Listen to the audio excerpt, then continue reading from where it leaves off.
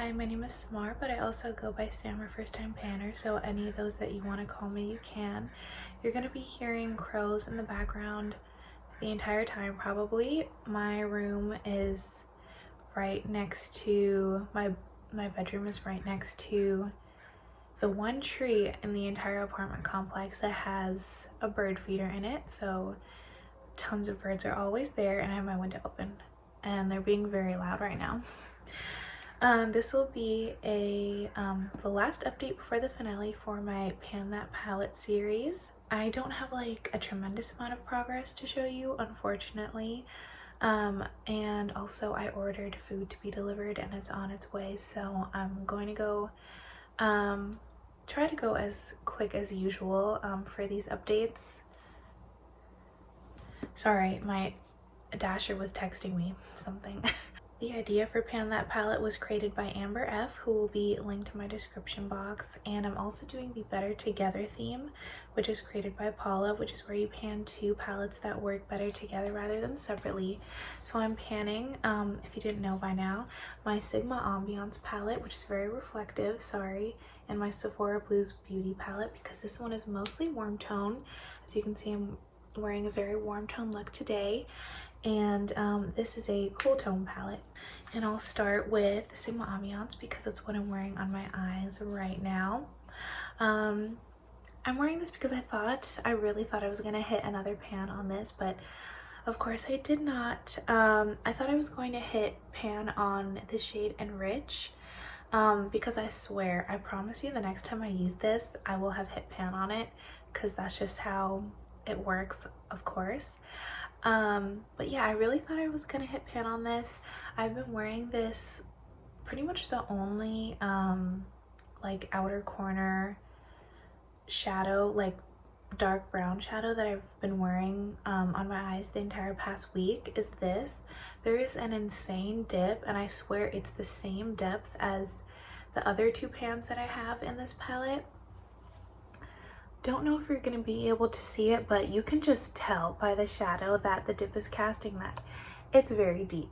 So what I have been wearing lately, I'm not wearing it today, but the look I've been wearing with this mostly lately is I will put Enrich like all in the outer corner of my eye, and then like the crease and lower lash line, and then I'll blend that out using the shade Summer Solstice, because I did have a goal of wearing away the imprint on Summer Solstice a few months ago, but that has just been really difficult because this is, unlike all of the other mattes in this palette, Summer Solstice is a very thin, firmly pressed shadow, so it's been just incredibly difficult to wear away the imprint. I have worn away the stuff in the middle, but still like the stuff on the edges, which is harder to read with my brush, is still on there. So I know I'll be able to hit that goal by the finale, but I just think it's crazy that it's taken me this long to wear away the imprint when I've been able to do it in just a few uses on all of the other matte shadows. So that's where I am with that. Still don't have a pan in Enrich, which was my other goal, but a goal that I made for myself quite a long time ago, months and months ago, was to wear away the imprint on the shade, I never remember the shade names for this palette, the shade Burnish, which I did. So what I'm wearing on my eyes today is, of course I set my lid with this cream shade Days. I put Enrich pretty much just all over my entire lid, crease, transition, color, lower lash line, everywhere. And then I did that because I was really trying to hit pan. I was just like, this is going to be my eyeshadow today. And then on top of that, I put Burnish all over my lid and my lower lash line, on the first half of my lower lash line. And then I did my like classic mix for my inner corner. I did Luster, and then on top of it I put Firefly, this kind of like yellow highlight color on the inner corner. I don't like using this on its own, even though I wanted to keep this a very warm tone look. I didn't want to use it on its own because, as you can see, that dark spot, that's not hard pan, that's not like other shadow in there. When you like turn Lust or Firefly It does that thing where, you know how some highlighters, like when you turn your face a certain angle, they have that dark cast.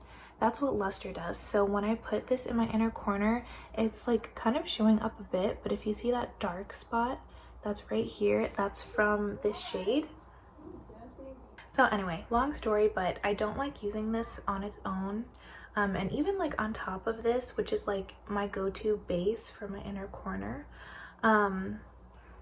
it still creates that cast. So anyway, long story short, by next time, my goals for the finale are, I've already worn away like half of the imprint on the shade Luster, which is, as I said, my go-to base for my inner corner highlights when I'm using this palette.